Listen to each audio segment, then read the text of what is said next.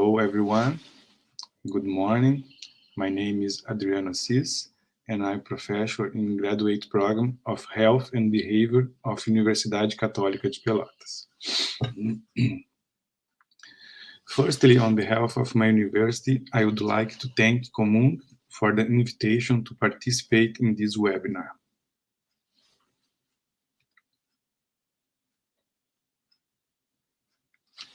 Today, I present to you a project that we developed in the last 2 years in our lab.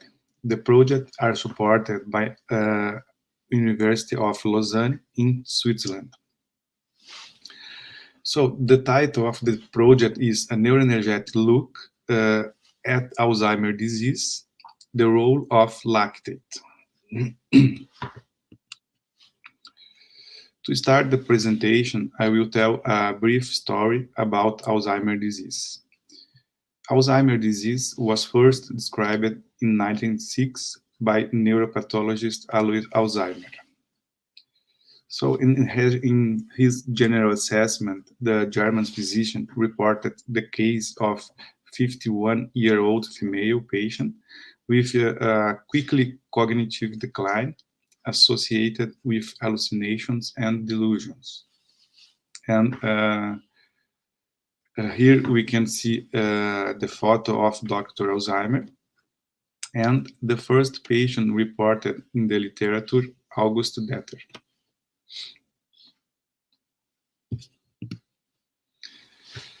With the increase in life expectancy is to be expected a higher incidence of aging disease like neurodegenerative disease, including Alzheimer's.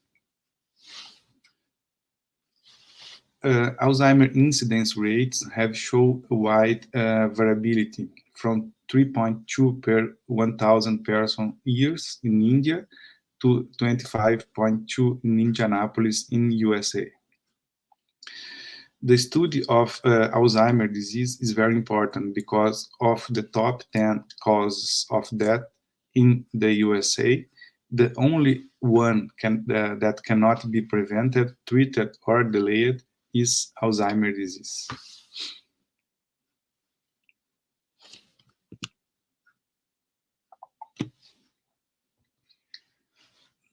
In our country, the prevalence of dementia in the population over 65 years old was 7.1%, and Alzheimer's disease was responsible for 55% of the cases. The incidence rate of Alzheimer's disease was 7.7 per 1,000 person years in the state of São Paulo, and 14.8 per 1,000 person year in our state. And you can see a big difference between states.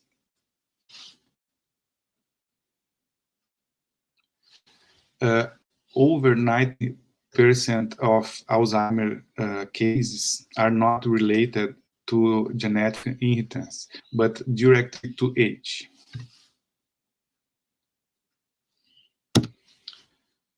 So I'm talking about Alzheimer's disease. And what is Alzheimer's disease? Alzheimer's is the most common cause of dementia. And dementia is a group of brain disorders that cause the loss of intellectual and social skills. There are two main types of Alzheimer's disease. The Alzheimer's disease familial, that has a hereditary character and normally appear before 65 years old. This type of Alzheimer's disease represents only 5 to 10% of all cases. And there is the Alzheimer's disease sporadic, that has a multi-factor character and normally appear after 65 years old. This form of Alzheimer's disease is more prevalent. It's around 90 to 95% of all cases.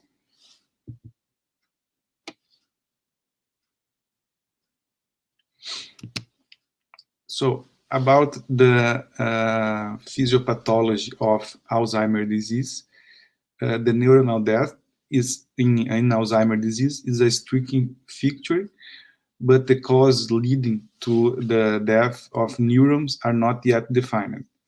However, the histopathological features found in Alzheimer patients include glial activation, amyloid deposits in extracellular space, and intraneuronal neurofibrillary tangles.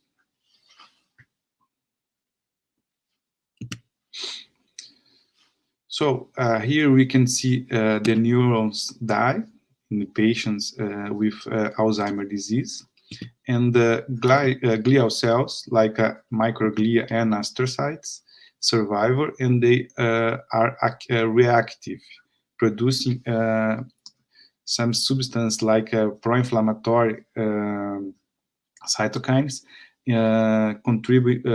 contributing to neuroinflammation in these patients. In this animation, we can see on the left side of the picture, we can see a normally aging brain, but in the another side, we can see a brain with Alzheimer's disease. The neuronal death induces a volume reduction in the brain, and many areas and their functions are affected, like memory and language.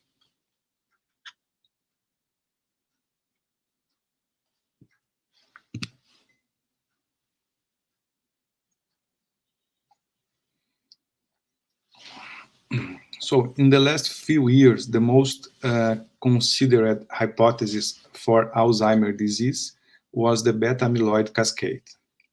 However, with the failure of clinical trials based on this hypothesis, another theories emerge. And then the neuroenergetic hypothesis is one of these new theories.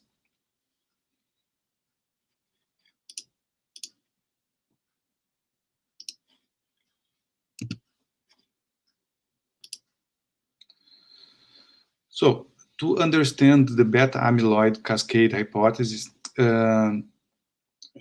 this hypothesis is based on a gene-centric model where a mutation of APP secretase is an enzyme that cleaves amyloid precursor protein APP.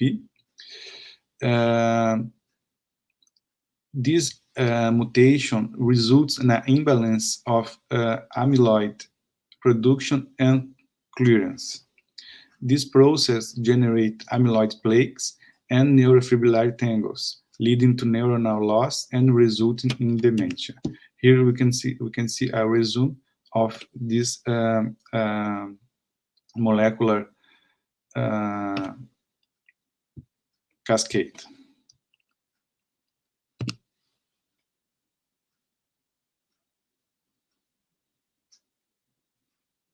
So recent studies have shown that amyloid plaques are not very toxic, but however, the problem is the oligomers formed from amyloid protein before plaque formation. These oligomers are very toxic and are related to induction of cell death. Here we can see a paper published in Neurochemistry International talking about the oligomeropathy. So in this context, our research group is testing the toxicity of A-beta protein oligomers in primary culture of astrocytes from adult rats. We can see in the graph A that the oligomers in higher concentrations induce cell death, and in graph B, cell swelling. So we can, these results are still preliminary, but we can see the toxicity of A-beta oligomers. And what say the neuroenergetic hypothesis? The neuroenergetic hypothesis of Alzheimer's disease is based on the effect of aging on brain metabolism, where a mitochondrial imbalance or dysregulation in some neurons results in an increase in energy consumption by these cells, resulting in an increase of oxidative stress and decreased energy substrates for healthy neurons, leading to their death and inducing dementia.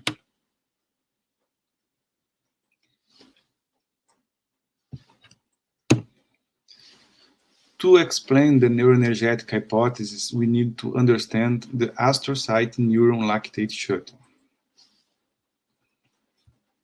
Here we can see the capillary, the astrocyte, and a synapse between two neurons.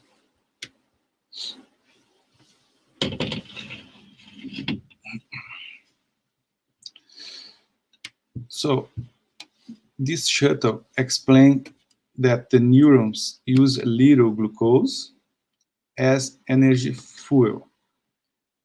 The principal substrate, energetic substrate of neurons are lactate, and the lactate comes from the astrocytes. And astrocytes uptake glucose from blood, from capillary, and convert glucose to lactate and export lactate to neuron. The lactate are exported of astrocyte to monocarboxylate transporter, MCT4, and the lactate entry in the neuron to MCT2, a monocarboxylated transporter 2.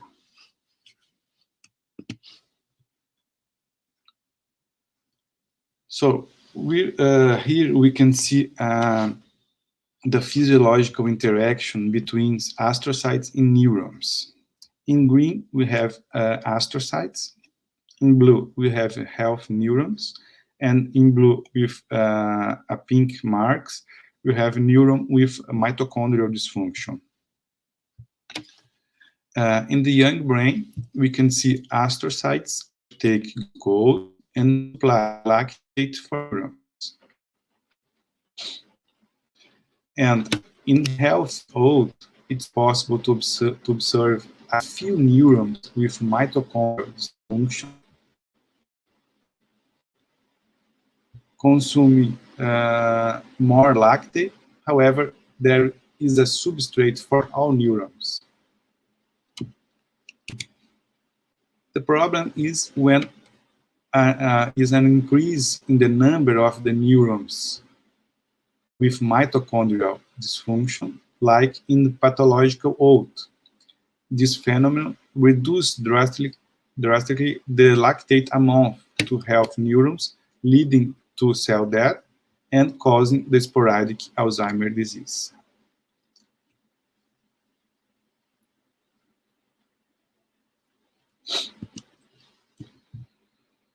So now we can see the difference of the two hypotheses, and we put this question: and why not unify the hypothesis of Alzheimer's disease?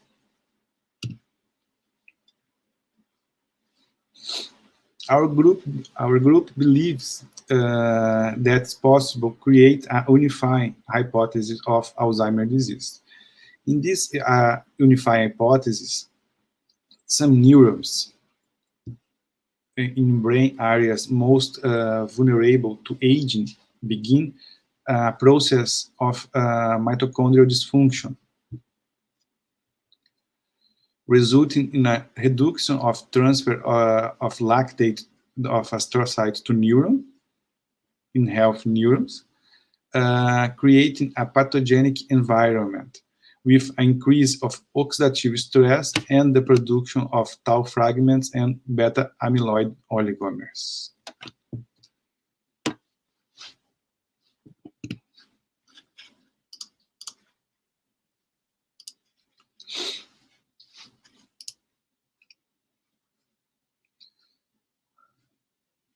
So recent publications in the literature have corroborated this unifying hypothesis. This publication demonstrates a lactate deficit in an experimental model for Alzheimer's disease.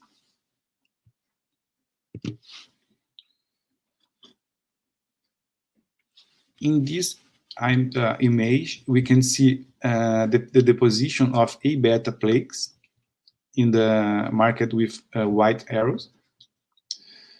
In both in cerebral cortex and hippocampus. There is also an increase in relative levels of A-beta. This study used a transgenic model for Alzheimer's disease. In the same study, in these graphs, we can see in the graph A, a reduction in lactate levels, and in graphs C, D, and E, we can see a reduction of monocarboxylate transporter. Remember, monocarboxylate transporter transports lactate. And these results are in the cerebral cortex.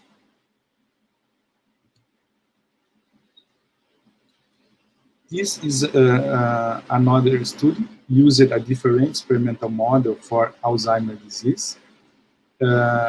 They infuse A-beta protein via ECV, intracerebral ventricular, and they noted that there is also a lactate deficit in both cerebral cortex and hippocampus.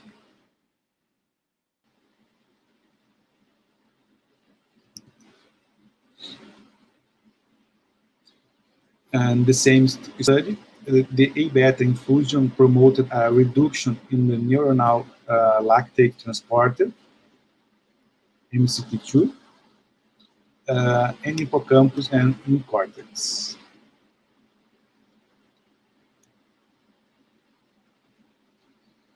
So, and our project, the focus of our project is discover the cellular and molecular mechanism of the neuroenergetic hypothesis of Alzheimer's disease. And we are developing an experimental model in vitro to facilitate to understand these mechanisms. Through gene silence of the neuronal lactate transporter, MCT2, we produce an energy deficit in most neurons, simulating the effect of aging on brain metabolism. This model is based in the neuroenergetic hypothesis.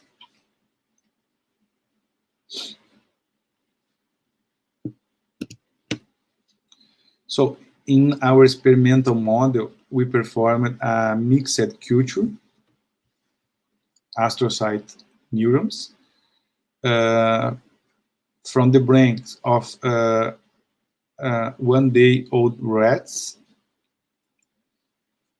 and 7 days after the start of the culture, we perform gene silence using siRNA for MCT2, and we wait 24 hours, and we are treating these cells with different stressors, like hydrogen peroxide and beta protein.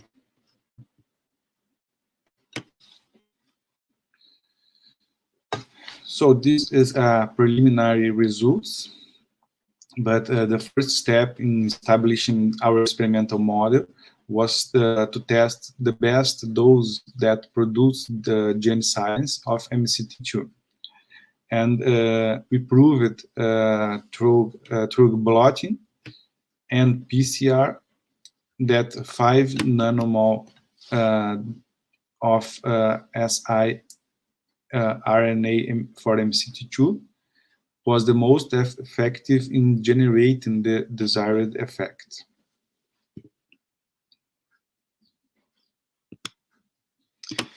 And after choosing the dose, we start the experiments using, together with the silence of MCT2, together with the siRNA for MCT2, the treatment with stressors.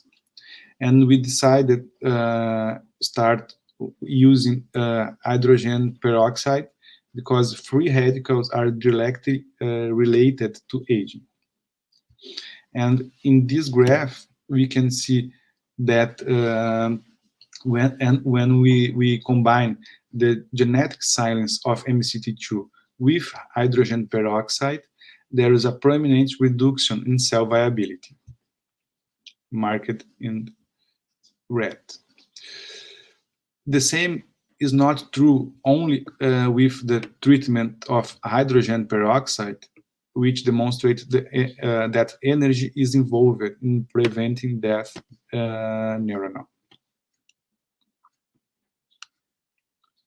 So, unfortunately, due to the pandemic, we had to interrupt the project in March of this year, and only in a few weeks ago we are restarting the experiments. For our surprise, in the last July, a paper with was published by a Chinese group using an in vitro model similar to what we are proposing for the study of molecular and cellular mechanisms related to the neuroenergetic hypothesis of Alzheimer's disease.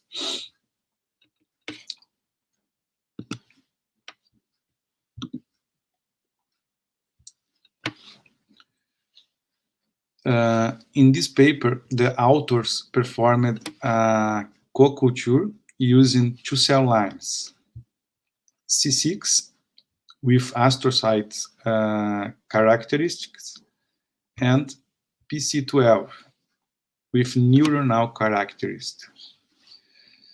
The authors also treated the cells with A-beta protein and used a neuroprotective strategy through treatment with FGF21. However, the most important of this result is that when the cells were treated with A-beta plus siRNA for MCT2, silence the MCT2 gene, the neuroprotective effect of FGF21 is lost, thus demonstrating the importance of lactate astrocyte neuron transference in Alzheimer's disease, and confirming that we are on the right course in our model in vitro. Remember that the MCT2 is a neuronal lactate transporter. In graph C and D, the authors performed the same experiment, but silenced the MCT4, the astrocytic lactate transporter, and observed the same effect.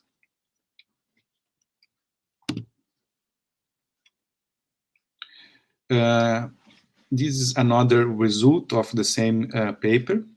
Here we can see that the A-beta protein stimulates the phosphorylation of the hyperphosphorylation of tau protein,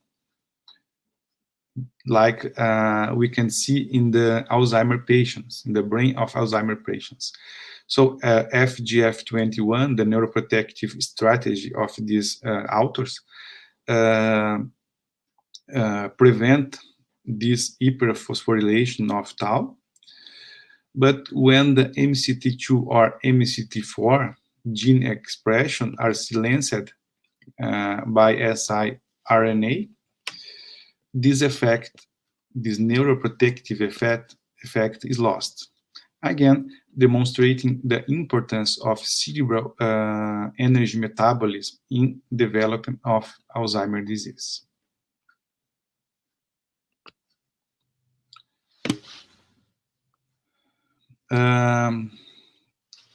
So this image show different techniques for diagnosing of Alzheimer's disease and dementia, and the different clinical stages of the disease. And we can see that the detection of A-beta amyloid protein, A-beta protein, by CSF or in liquid or PET scan. You can see this the red line is the technique that can diagnose Alzheimer's disease early. However, today in Brazil, the diagnosis is still made when the patient has cognitive impairment, or the diagnosis in the same case, in the most cases, are by exclusion of another disease. In this context, the confirmation of the neuroenergetic hypothesis and a unified hypothesis can create the opportunity for the new methodologies, for the development of new methodologies for early diagnosis. Here we can see the main reference, and finally, I would like to thank my university colleagues and students, to Professor Luc Pellerin in his studies in the University of Lausanne. I'd like to thank for Professor Diogo Souza in Universidade Federal do Rio Grande do Sul, in Porto Alegre. And I would like to thank to Brazilian founding agencies. Thank you for attention, and now I am available for questions.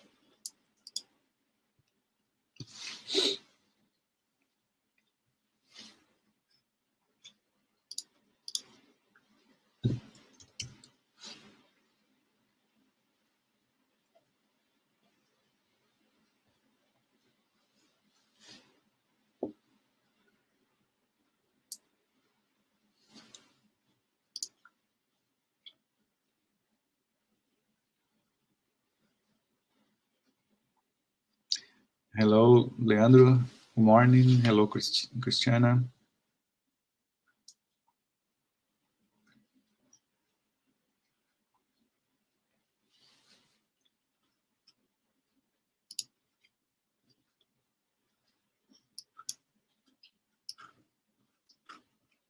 So I am available for the questions. I don't know. Hello. If there is some question.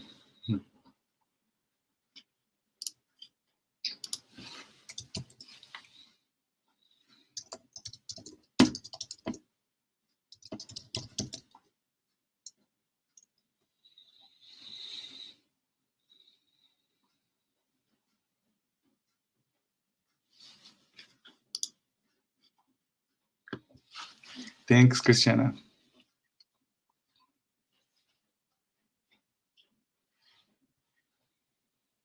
It's a good question, Leandro.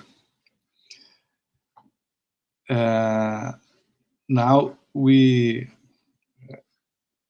restarting the experiments, and we can see can put together in the cell culture A beta protein and silence the MCT2 gene to see that we have the same effects of some authors related in the literature.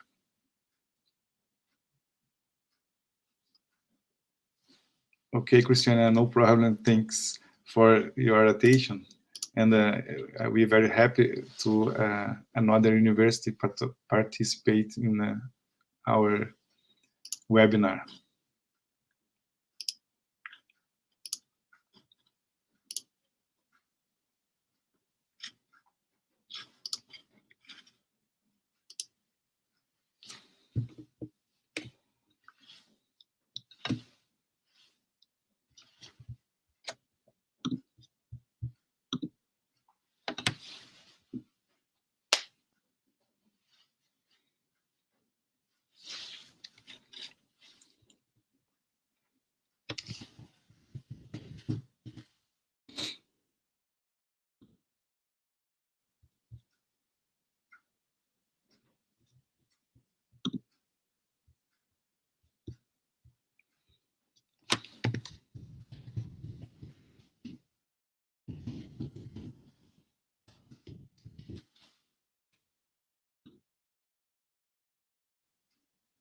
Thanks, Leandro.